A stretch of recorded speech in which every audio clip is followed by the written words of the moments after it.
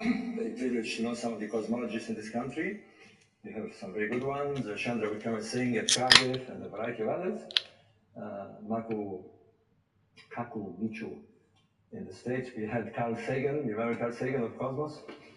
Carl Sagan said something fantastic. He brought it down to one phrase, one statement to describe what we are. He said, we are star stuff. Amazing. We are star stuff. There's a star, some 4, 5, 6 billion years ago, somewhere out there in our galaxy that blew up. And it's part of its matter got captured by our star, which is the sun, formed the planets. And billions of years afterwards, here we are. We are star stuff, but I add just one more little word. We are star stuff, become conscious. What an amazing thing we are. That's each one of us. And it seems to me that the knowledge of everything is not out there. It's in our own cosmos. We are made of the matter that the universe was created. It's in us. We tend to take things for granted. As I am wondering about here, I'm actually performing the laws of gravity. And I don't think about it. There you go. My brain has worked it out perfectly. As you pick up, as you play tennis, as you play golf. See those guys who play golf in this tournament and they shoot a ball and boy, they worked out everything, the air friction, the pressure of the ball, it's amazing. It's quite amazing. And yet they do not only think about it.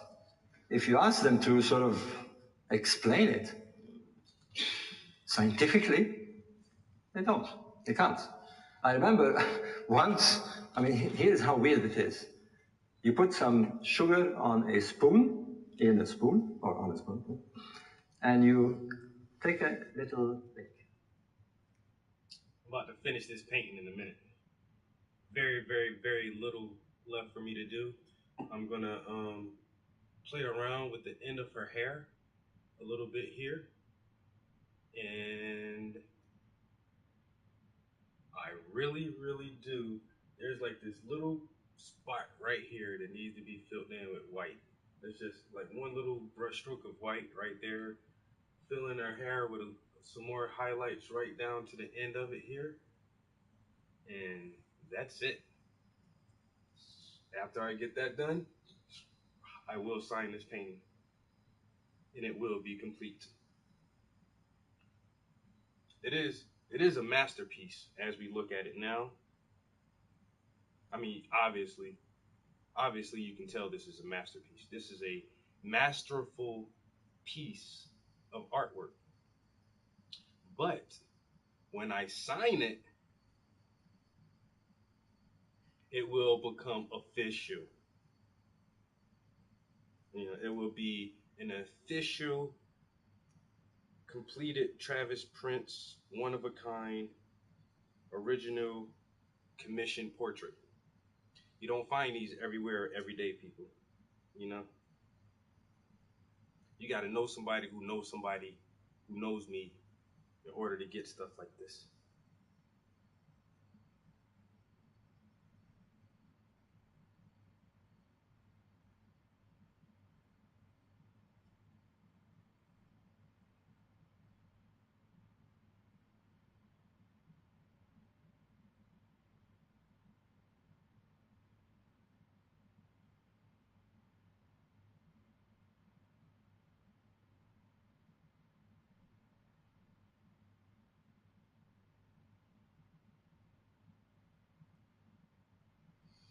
And you taste sugar. We all know what sugar tastes like. Now, a scientist decided that he was going to explain in an equation in an organic equation what sugar tastes like. And he produced 300 pages. 300 pages of equations, sorry, to explain what sugar tastes like. You don't even have to explain it. It's there. You can do it in a fraction of a second. I say this because at my age, I've become extremely conscious that not only we're extremely mysterious, but we're extremely precious. We each are endowed and equipped to have an exciting life on this planet. So I'm going to tell you about my apple. It's not an apple. It's actually a photograph. Can we? Oh, okay. Let's do this one. Next one. All right. Now, the established view. You're looking at the plain of the Nile Valley in floods. It's a picture taken from an air balloon in 1872, when the Nile still floods, but when the flood actually reached Lower Egypt in the Cairo area. But since 1965, they built a dam which blocks the natural flood. Apparently, the dam blocks 11 floods. God forbid if it ever breaks, because even one flood, a big flood, would cause havoc. Good evening. And you're looking at, if you look at the top there, can you see it faintly? More to the left, more to the right there. Oh, I'm going to point to it. Salutations. Somewhere there. Right, see that? Is the plane, no? Well, look, it's on the top right, okay? Oh yeah, I knew it. I barely bumped that thing, man. I just went to turn down the volume on the phone. I barely touched it. That's wet. That's wet paint. It is the story. And we're going to Good condense it in a matter of seconds. And you're going to move the face light very fast. I'm gonna finish this paint right now. Not right now, but like now, like kind of right now. But it's gonna be done before I leave out of here. Take pictures of it and post it on social media.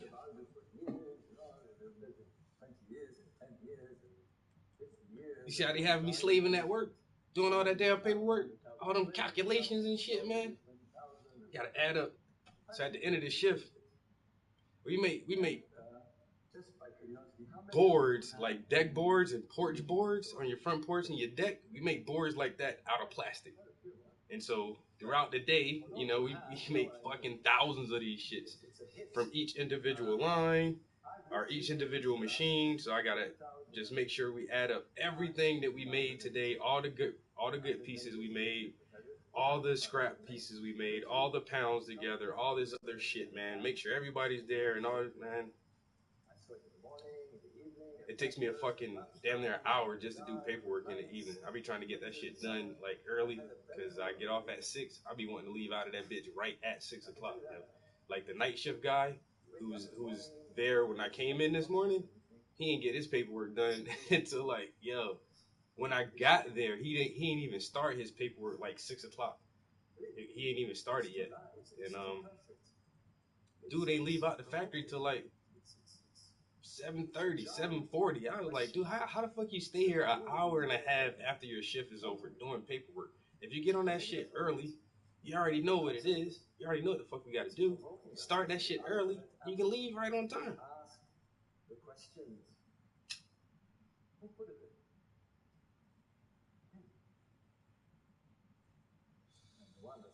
I work from 6 to 6. Not from 6 to 6:10 or 6:15. I work from 6 to 6. At 6 o'clock, I'm ready to go the fuck home. Questions of the monuments of that site, talk about it in a minute, were not properly asked. It was all wrapped up in a nice consensus. Maniac pharaohs.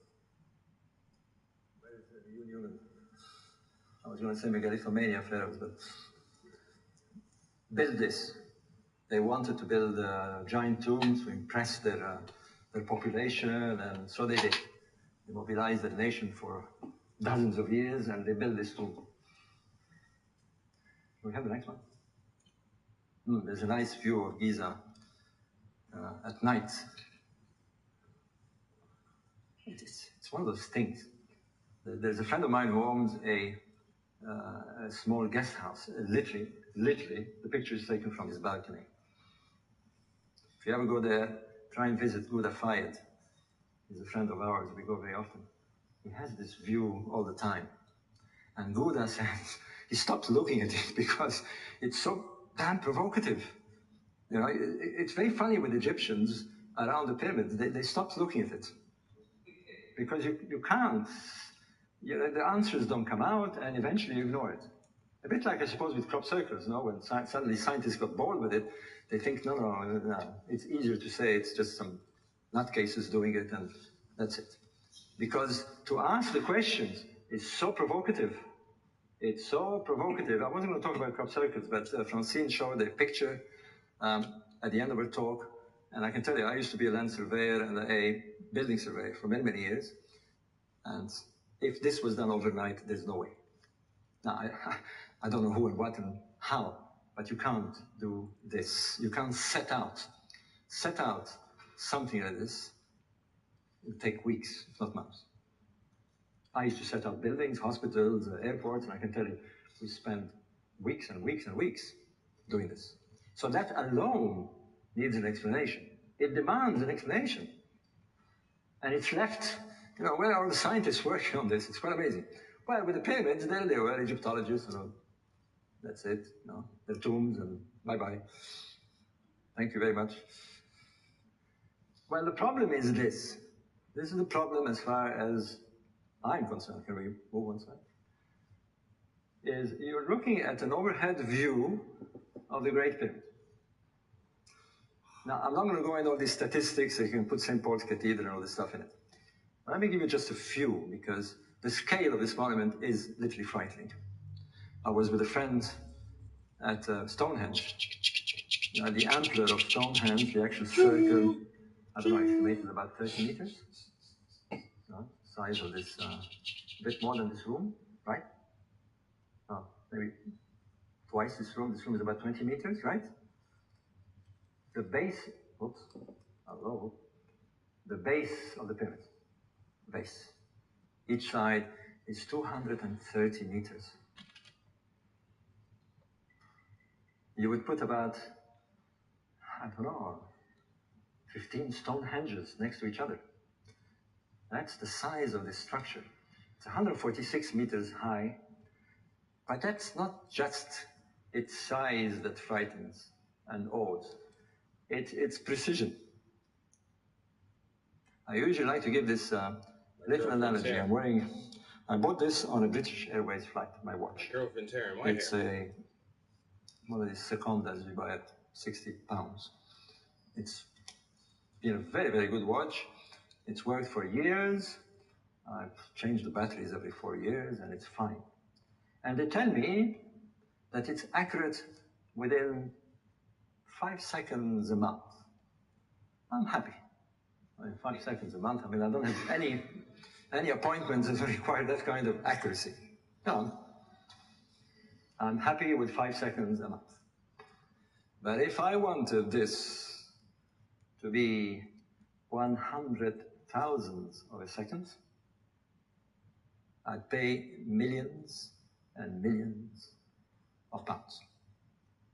I need... The day after a dinner party often starts with great memories and lots of dirty dishes. Not with Bosch. The quietest dishwasher brand in the U.S. now features the My Way rack, offering the largest third rack loading capacity without losing space on the lower racks. So there's nothing left behind. At least not in your kitchen. Bosch, invented for life. For a limited time, get up to a $200 mail-in rebate on select Bosch dishwashers. Offer ends November 30th. An atomic watch to do that kind of precision. This is the difference between high precision and normal precision. In any industry, they know this. Where this is a high precision pyramid. It's accurate to 3 arc minutes. That's the accuracy. It's 5% of a single degree. Let me give you an idea. You put a dartboard there, and you put me there, and you give me a dart, and you cover my eyes, and I shoot the dart, and I hit the bullseye. That's its accuracy. It's true. And they're supposed to have done this. Well, I'm not sure. According to the results, they had nothing. They had brutal force and sticks. They didn't even have the wheel, no pulley, no iron tools. There is 2.5 million blocks in this structure, each weighing an average of 2 tons. And I'm not even mentioning the King's Chamber that contains blocks weighing 60 to 70 tons apiece. Does this not still fascinate people? Like, you know, you hear this shit your entire life. No, I'm not some archaeologist or some philanthropist or some shit like that, but just like he's trying to explain this shit to you. Building a pyramid is like putting a dartboard across the fucking room, blindfolding me, and I hit the fucking bullseye with precision. Motherfuckers really can't explain how the fuck they did that shit. To fucking 0.5 of a fucking degree? They got them on a fucking, the parallels perfectly, lines up with Orion's belt perfectly. But you ain't had no wheels? You didn't have the wheel? You did this with brute force. You just, motherfuckers, this is before the Iron Age. Like, so you just, what? You just chiseled these blocks with other stones? Like, the fuck out of here, yo. The pyramids is some amazing, amazing ass shit, yo. That shit still fucking amazes me. Because I know how they did that shit, yo. I know how the pyramids was built. Brought from Aswan, they're granite blocks, and they've been moved to a height of 50 meters. It's quite incredible. Egyptologists are not stirred by this. Well, I can tell you, engineers, architects are puzzled. And I don't know if I have time to talk about everything I want to tell you, but this isn't just, I mean, Andy knows this. There are temples, which are known as the mortuary temple and the valley temples, prosaically. These temples are built with blocks between 50 tons and 200 tons. Now, I'm going to give you an idea what a 200-ton block is, apart from its size. If you take 400 family cars and you squish them together, that's a 200-ton block. Today, we would have a serious problem moving a 200-ton block, let alone lift it up and place it to build a temple. And besides, you don't need a 200-ton block to build a temple. You can build it very nicely with little blocks, like we build houses. So not only they use these blocks, but they're so damn provocative. They didn't have to use them. That's the whole thing. That's the questions. We ain't even had to make it this hard. If you can tell me, and I haven't found the answer, if somebody can tell me in future times why they use 200-ton blocks, you've broken a key here. I can't finish this paint, yo. The question is why? Too wet, yo. Now let me tell you what. Damn. Sorry?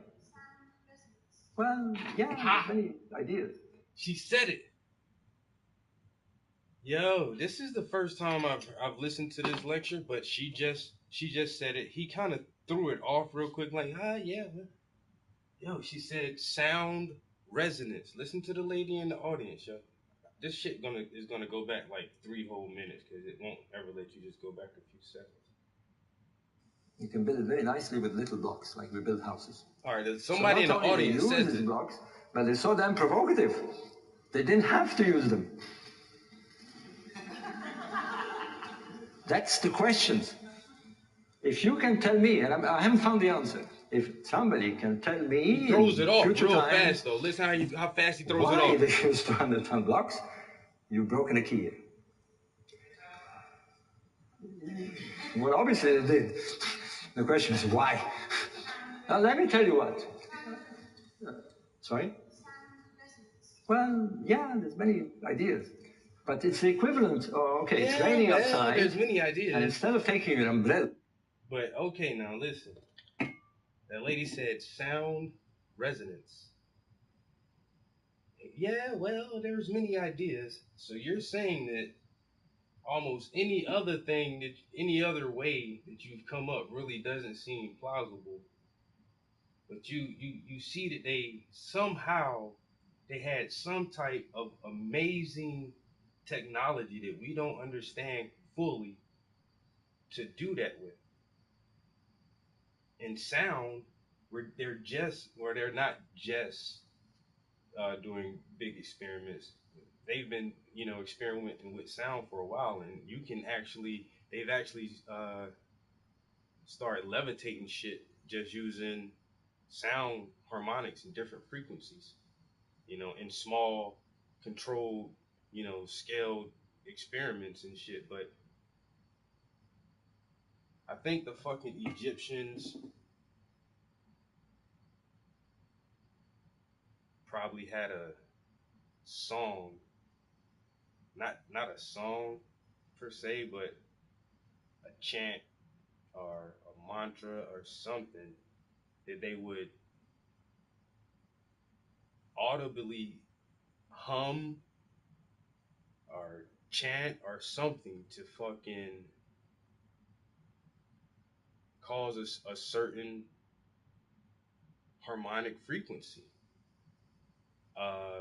Probably having some kind of devices similar to a tuning fork or something that would probably amplify the natural harmonics from their voice to get a certain type of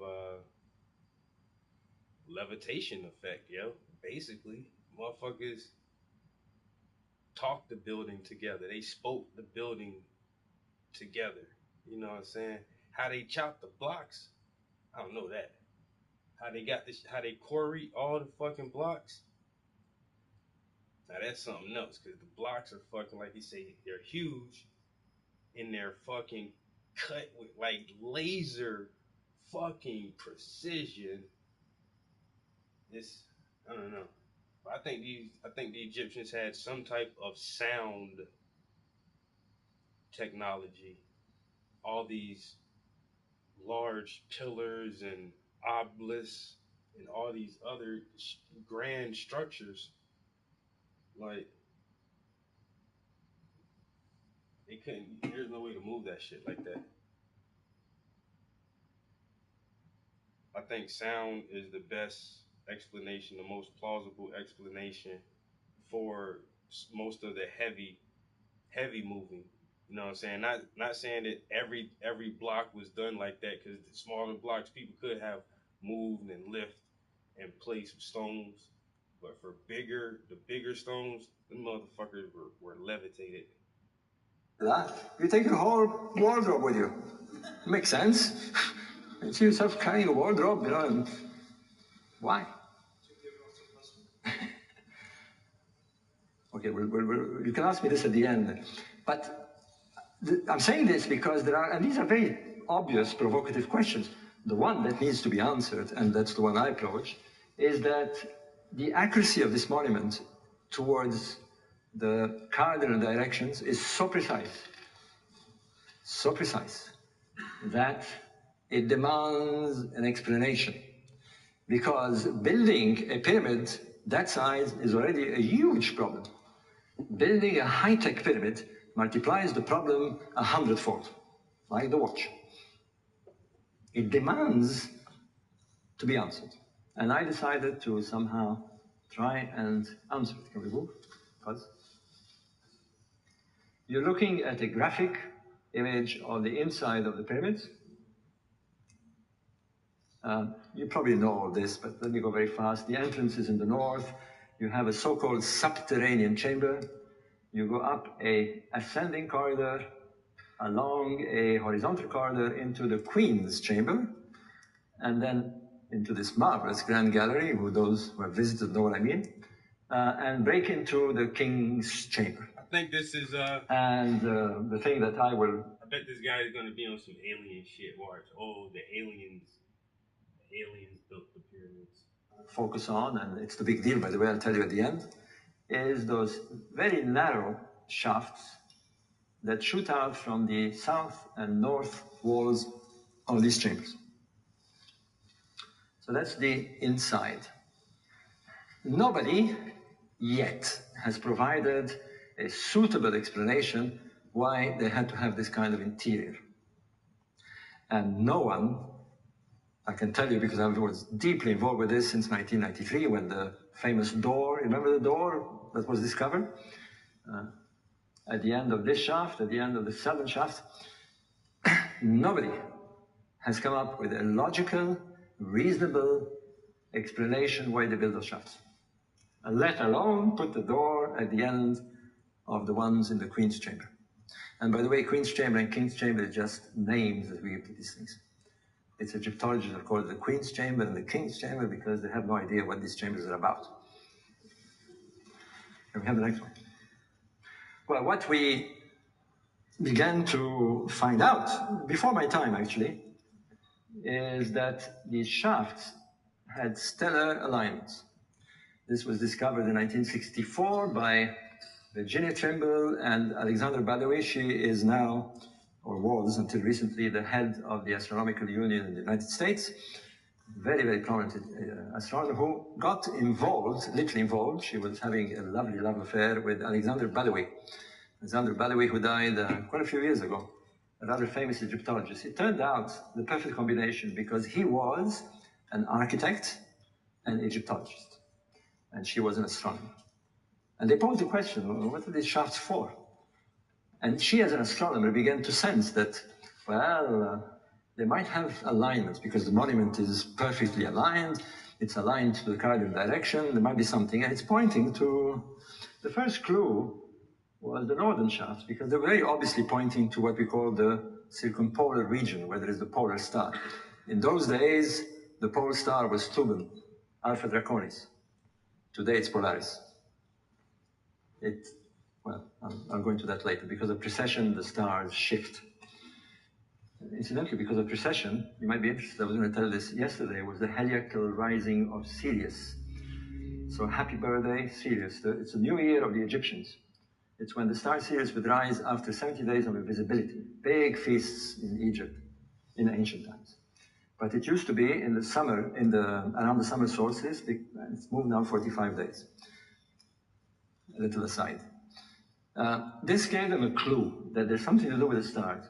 And Virginia Trimble worked out, that was in 1964, that the southern shaft of the King's Chamber pointed to Orion's belt. And they published, and it was more or less well embraced by Egyptologists at the time. For some reason, they did not bother to check the alignment of the southern shaft of the Queen's Chamber below. And this is where something can go wrong in the pursuit of your apple. Some expert comes and says, this chamber is abandoned. I'm the expert, I know. And they accepted this. You follow? I'll tell you a good one. I remember Rainer Steidelmann was in charge of the operation of the exploration of the door, said, there's nothing behind that door. And the BBC man who was interviewing said, oh, well. And then I nudged him and I said, ask Dr. Steidelmann, how does he know that there's nothing behind the door? You know, does he have X-ray vision? Did he live in ancient Egypt? Did he build the door himself? I don't know. So, and he said, Mr. Bobal, don't be cheeky. I'm Mr. Steidelmann. I'm the expert. Now they're saying the opposite, by the way. Never. If you believe in what you've got, never accept that somebody is an expert. They've been notoriously wrong. Notoriously wrong. There is a lovely book that is actually written, believe it or not, by the Institute of Expertology. Check it out. It's published in New York by 2 journalists. And they collected all these experts from ancient times to modern times. And some real gems here. You got, well, you know, the captain of the Titanic. It's never going to sink. The one I really like is the officer who led the charge of the Light Brigade. He said, "Trust me." It's true. So, of course, we listen to experts, but do not get stopped because an expert says you're on the wrong track. Because if we did, much of what we know today wouldn't happen. Well, they didn't. And I came in 1987. I was living in Australia at the time. Oh, devour. So creamy. That's how A you little cut me out sound. like that commercial? I was gonna pause it anyway. But she's that's about as much as I can do on it right now. I say her hair is the last thing, but these circles are still wet, so I can't get like the fine hair, like some of the individual strands. They're not coming through as like I really want them to because it's going on top of that wet paint, and you can see right through those brush strokes I just made. So I'm gonna have to let that dry so I can get a good dark brush stroke. And it's like 5 or 6 strokes, like. But as soon as those dry and I can fill those in, this is done. This is done, son. Oh, my bad.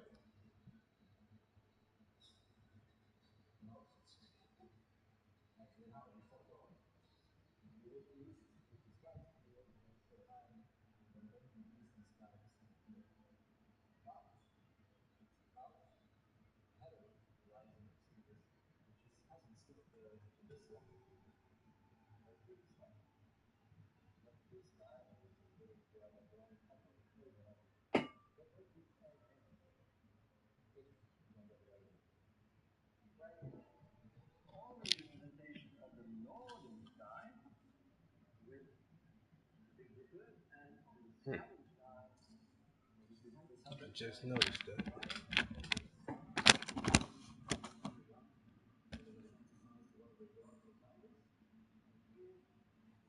Thank you. It is coming along nicely. Here's something.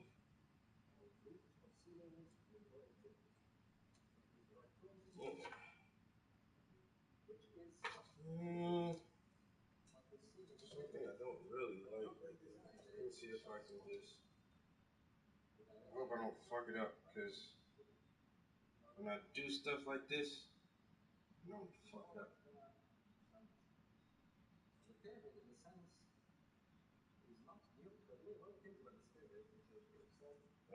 Don't fuck it up, Trap.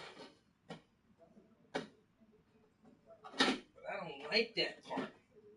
It can look nicer. But if you do it, if you try to make it look nicer, you're gonna fuck it up. I'm not gonna fuck it up. Just let me try something. Damn.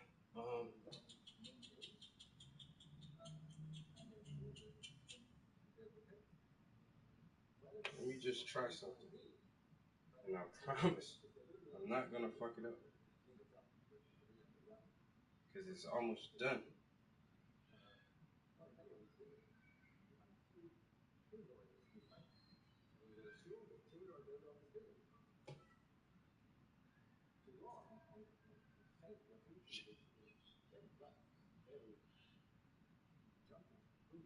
Don't fuck it up.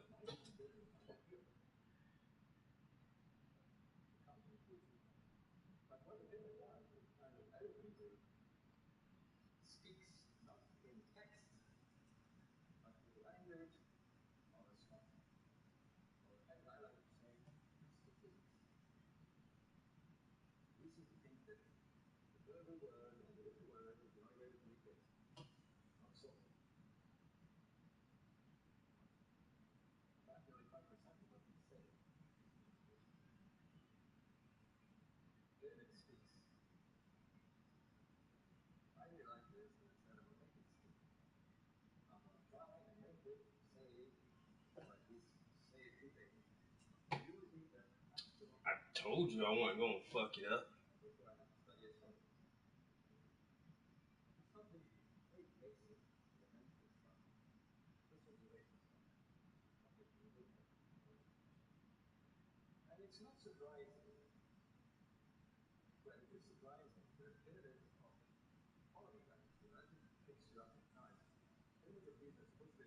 Told you.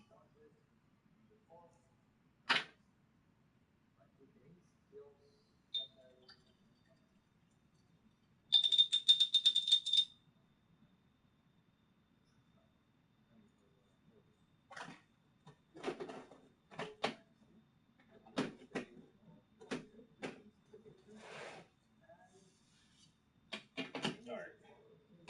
I'm done for the night, guys. I thought I could get this painting done tonight, but can't rush it. Gotta wait for it to dry. You know, that's, hey, it is what it is. Dang, I was so amped too. All day at work, I'm like, yeah, I'm gonna do that painting tonight, son. And I guess I'll let it dry for another day or so. Oh well. I got some other stuff I'm gonna work on, but I got work tomorrow, guys. So I'm gonna just cut the stream here. Oh, thank you, thank you, thank you. Yeah, I'm about to go get on Ghost Recon Wildlands PvP, the open beta. Yo, Mike, that's what's up, bro. Yeah, I'm about to go play some PvP before they turn the beta off. Eat me some dinner, and get my ass ready for another 12-hour shift tomorrow.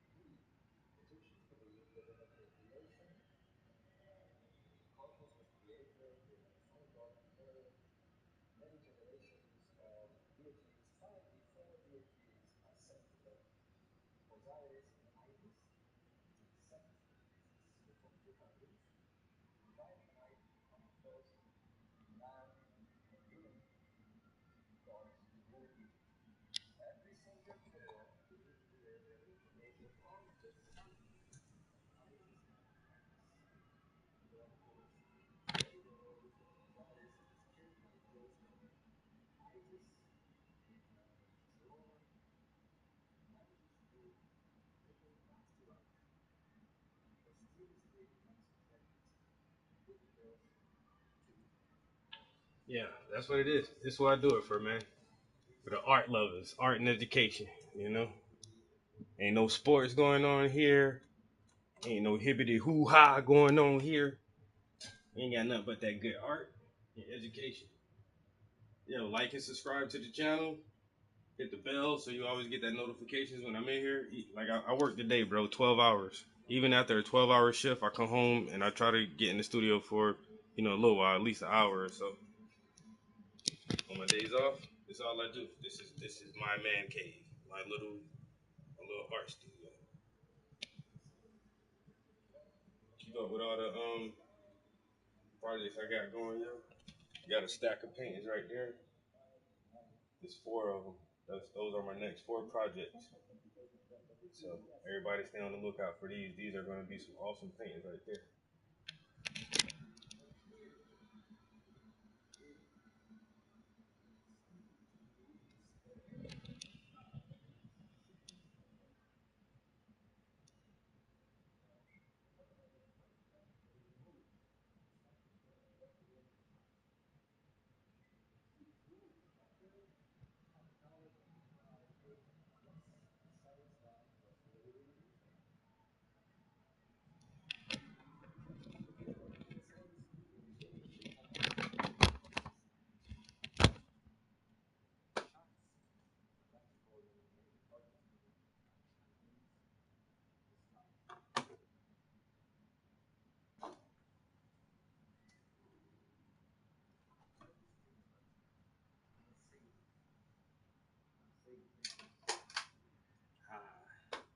All right, guys, appreciate everybody stopping by, tuning in, checking me out. You know what I'm saying?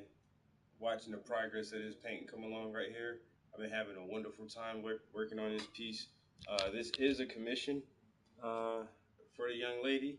So when it's done, it's not my painting.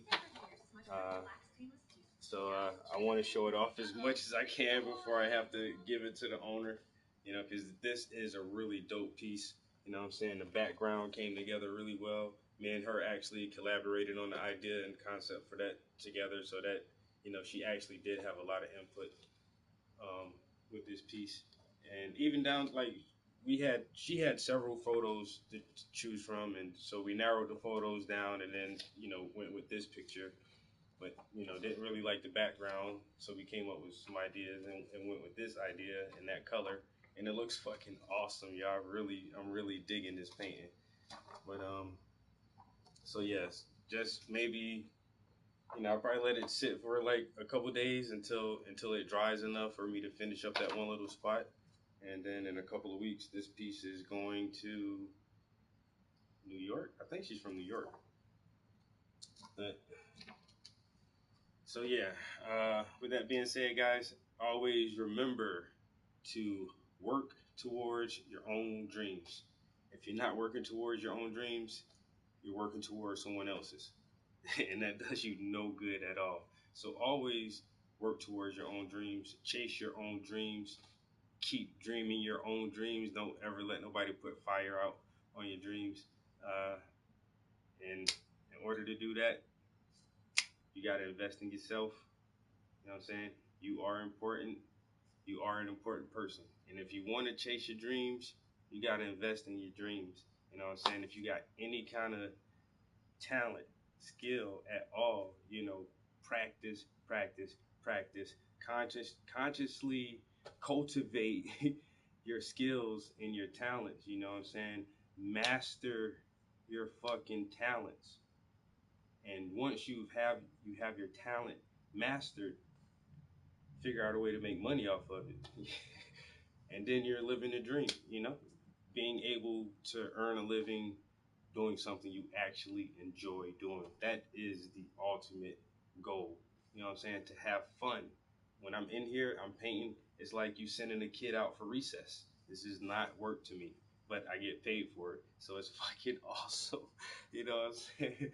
But in order to achieve that, you gotta keep a positive attitude, keep that positive energy, stay in a positive circle of people, man. Energy is contagious. If you stay around positive, you know, goal-oriented people who just have high self-esteem and have, you know, things going for them, then that's the type of person you're going to be. But if you surround yourself by negative people who are always mad and upset and complaining and aren't really trying to do shit, then that's the kind of person you're going to be. That negative energy is a succubus and it's contagious. Don't be around it. Always stay around positive people who motivate you, who inspire you. And if you can't find those people, motivate yourself. Self-motivation is very difficult, but trust me, when you see me, I'm just here by myself. It's possible. I got a very, very, very small little circle, you know, but it's okay because it's a positive little circle. So, what have we said? Chase your dreams, invest in yourself, cultivate your talents, turn your talents into a business.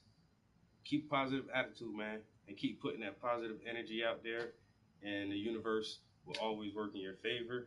I appreciate everybody stopping by. I honestly do, guys. I turn the cameras on for you.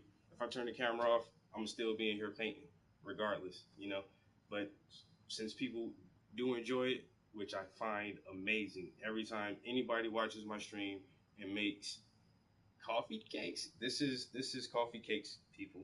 This is her. Hey. But you know, when people give me compliments, that I literally find it fucking amazing every time after time, and I meet so many wonderful people from everywhere. So you guys are flipping awesome, and I do this for you because you guys are my motivation. Swear, yo. Like and subscribe, hit the bell. I'm here all the time. Yo, peace. Until next time. Oh. slow exit. I can't find the controller. Oh, bye. And then like your mom doing like, okay, bye. I'm about to leave. Oh, but you remember yesterday when we were talking about that thing after Sunday school? Yeah, okay, I gotta go. All right, talk to you later. Oh, one more thing before I leave. Next week Johnny has a baseball game, and I just want to make sure you guys